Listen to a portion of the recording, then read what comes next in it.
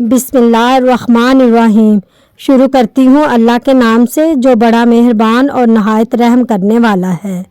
حضرت دلیم حمیری رضی اللہ تعالیٰ عنہ بیان کرتے ہیں، میں نے رسول اللہ صلی اللہ علیہ وآلہ وسلم سے عرض کیا، اللہ کے رسول، ہم سرد علاقے میں رہتے ہیں اور وہاں مشقت والا کام کرتے ہیں۔ ہم اس گندم سے شراب تیار کرتے ہیں جس کے ذریعے ہم اپنے کام اور اپنے علاقے کی سردی کے مقابلے میں قوت حاصل کرتے ہیں۔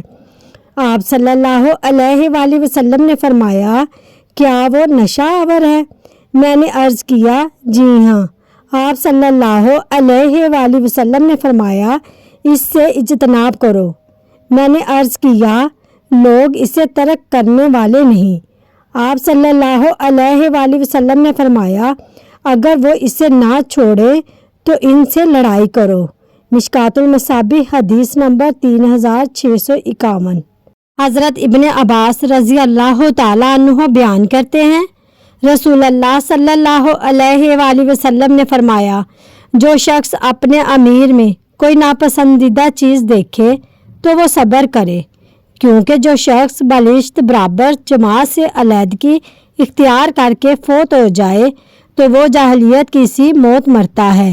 مشکوٰۃ المصابیح حدیث نمبر 3668۔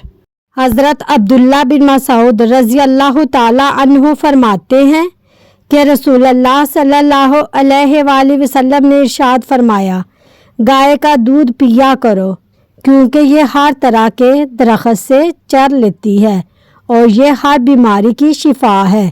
المستدرک حاکم حدیث نمبر 8224۔